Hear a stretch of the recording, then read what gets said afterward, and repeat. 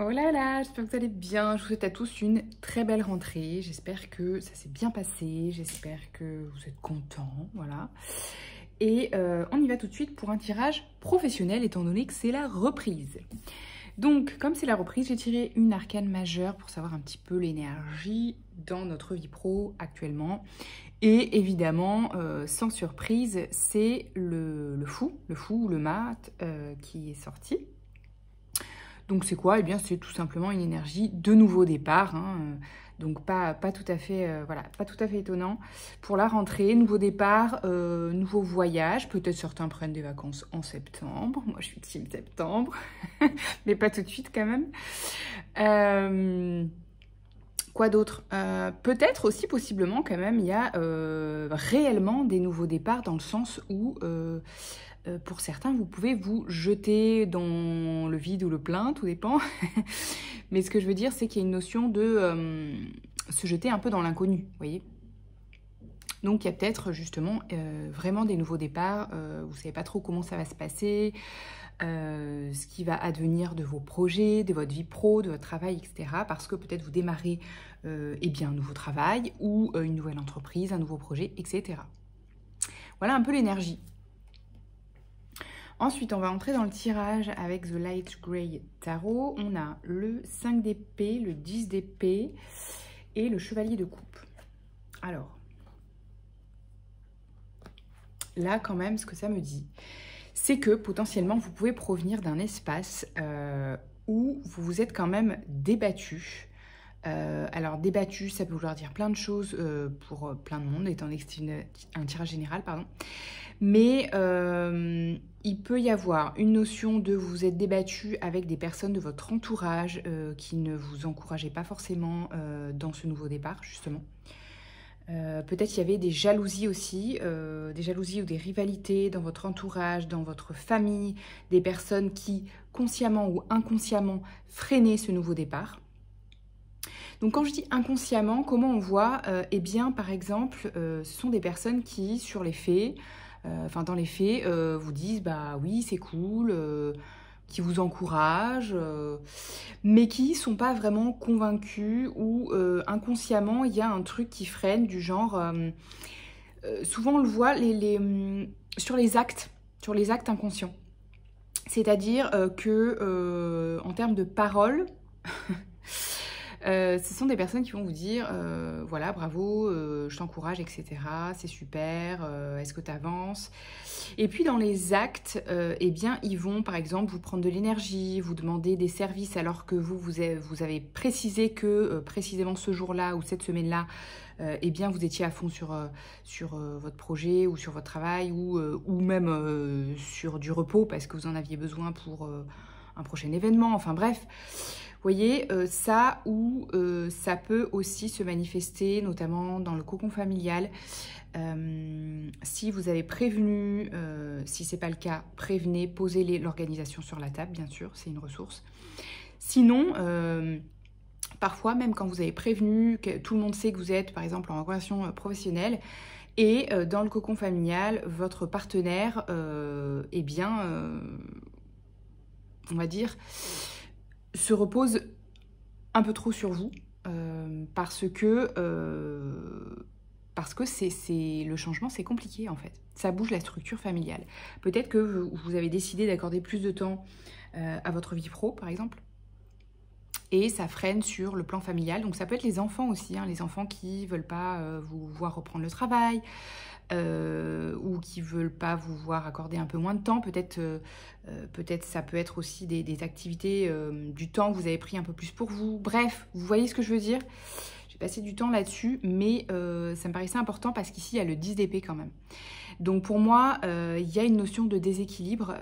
Donc ça peut aussi parler de la sortie des vacances, hein. Pour certaines familles, ça peut représenter les vacances une grosse fatigue parce que il y a les enfants qui sont pas à l'école, etc. Donc c'est aussi une réalité pour beaucoup. Voilà. Et avec le chevalier de coupe,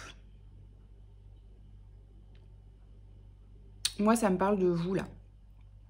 Le chevalier de coupe, il nous indique néanmoins que vous, par contre, c'est quelque chose qui vous porte là, ce que vous investissez dans la sphère professionnelle. C'est quelque chose qui vous porte et qui vous redonne de l'énergie suite justement à une période d'épuisement. Hein. Il peut y avoir vraiment de l'épuisement ici, limite un burn-out maternel, paternel, parental, voire professionnel si vous étiez dans une autre activité qui vous plombait, etc. Vous voyez ? Voilà, donc pas des énergies super légères de là où on provient, je perçois. C'est un peu un espace, l'espace qu'on laisse sur le dernier trimestre, j'ai l'impression. Et ensuite, quels sont les conseils du coup? Le cavalier de pentacle, le 3 de bâton et le 5 de bâton.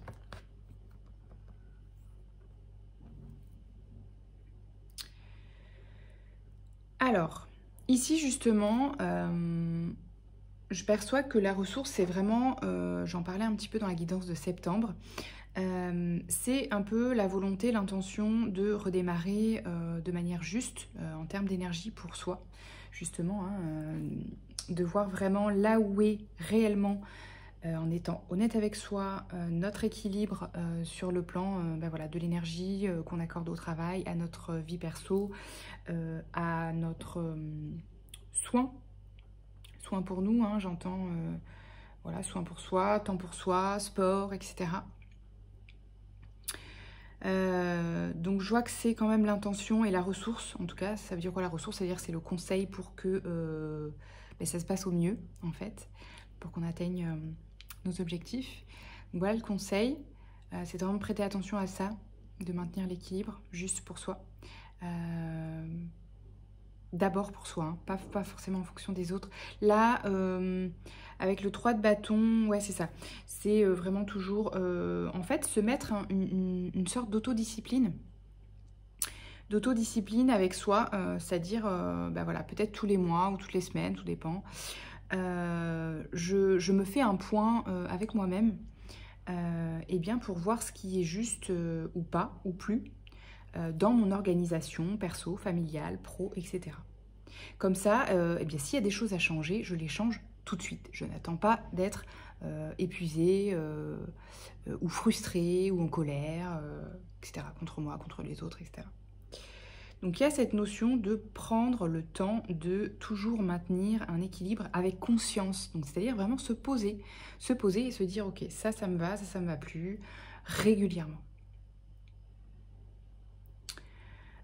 Ça demande aussi, avec le 5 de bâton, de...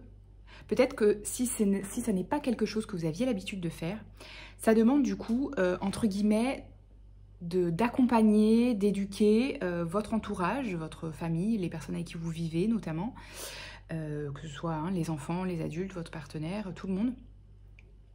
D'éduquer, d'accompagner, en tout cas d'informer votre famille, votre entourage de ce nouveau fonctionnement et de vos besoins en fait, parce qu'ils ne peuvent pas les deviner. Donc voilà, de partager cette démarche avec eux sans leur imposer quoi que ce soit, hein, chacun fait ce qu'il veut. Mais voilà, peut-être si vous adhérez à cette intention de soin pour soi et d'équilibre permanent et du fait de vraiment bah voilà, interroger en fait cet équilibre de manière régulière, et bien vous pouvez du coup, l'intérêt pour que ce soit pérenne et constructif et respecté, c'est de le partager avec votre cocon familial pour leur dire ben voilà, voilà comment je fonctionne, voilà ce qui me va plus. Vous avez évidemment le droit de dire vous ce qui vous convient, ce qui vous convient plus dans l'organisation familiale, professionnelle, hein, c'est pareil, pour pouvoir réajuster ensemble. Parce que si on fait ensemble à ce moment-là, eh bien tout le monde peut y trouver son compte puisque tout le monde s'exprime sur ses propres besoins. Voilà un peu ce que je perçois. Ensuite, on a le hiérophante, le jugement et le 3 de coupe. Donc super carte. Ici, ça me dit que justement...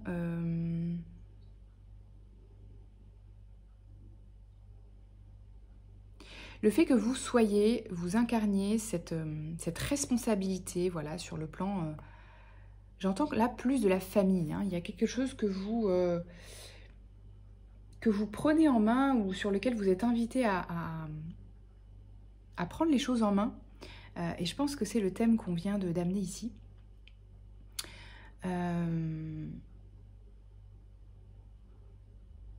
Eh bien, c'est quelque chose sur lequel vous serez reconnu. Alors que ce soit sur le plan familial, voilà, de l'organisation familiale, parce que vous êtes peut-être un petit peu le pilier dans la famille, ou que ce soit sur un plan pro, parce que bah, c'est votre métier, ou vous êtes dans le soin, vous êtes thérapeute peut-être. Je fais un raccourci, mais enfin, vous pouvez être coach, vous pouvez être, bref, dans le soin, dans le bien-être, disons, de manière générale. Ou accompagnant. Donc vous serez reconnu pour ça. Et ça vous amènera même des espaces de joie et de célébration. Peut-être il y a des... Je vois un peu un esprit d'équipe en fait. C'est ça que vous savez implicitement amener, que ce soit dans votre vie perso ou dans votre vie pro. Je sais que là on était sur un tirage pro, mais je sens qu'il peut y avoir voilà, les deux choses qui peuvent être effectivement intriquées. Parce que bah, l'équilibre de l'un va pouvoir servir l'équilibre de l'autre sphère. Okay, voilà. Je ne sais pas si c'était bien clair. Mais il y a vraiment cette notion, encore une fois, et c'est beaucoup ce qu'on est amené à faire hein, avec les énergies même générales, de mettre beaucoup de conscience et de s'accompagner sur cette notion d'équilibre, vie pro, vie perso, et juste santé en fait, physique, mentale, etc. Que ce soit dans notre, voilà, à la maison comme au travail. Voilà, est-ce qu'on a d'autres petits conseils peut-être de l'oracle de... celui-ci c'est Shirley. S'ouvrir. Je perçois ici du coup encore une fois ce conseil de communiquer sur ses besoins à fond. Sans ça, ben, les gens ne peuvent pas deviner, hein, on n'est pas tous médiums. Lol, c'était une petite boutade. Oser, oser. S'ouvrir, oser. Il y a peut-être un autre step à passer en termes d'affirmation de soi ou d'énergie de meneur, de leader, de meneuse. Que ce soit, encore une fois, sur le plan perso, sur le plan pro, l'harmonie. Vous voyez, vraiment, c'est le thème. C'est le thème parce que, en fait, c'est ce qui va déterminer la réussite dans tout, sur tous les plans, en fait. Si vous cherchez à éviter ce thème-là de l'équilibre, ça va revenir. Donc c'est l'équilibre d'abord et la réussite pro qui en découle, qui en est une conséquence en fait. Vous voyez, c'est ça le terme. Ce que je perçois. La purification, la fuite. Je perçois que c'est quelque chose là, c'est un thème potentiellement chez certains qui peut revenir sur la table justement. Ce thème de l'harmonie peut être justement suite à des burn-out parentales ou professionnels, ou moins fort des phases d'épuisement justement où vous n'aviez pas respecté cet équilibre-là. C'est pour ça que si vous êtes sur voilà, la question de est-ce que mon activité professionnelle va prospérer, est-ce que voilà, mon travail va fonctionner, etc. Oui, si vous maintenez une certaine harmonie sur tous les plans. Si vous êtes à l'écoute de vos besoins, la réussite en découlera en fait. C'est un peu ce que ça me dit. Vous voyez ? Voilà, du coup, prenez bien soin de vous. À bientôt.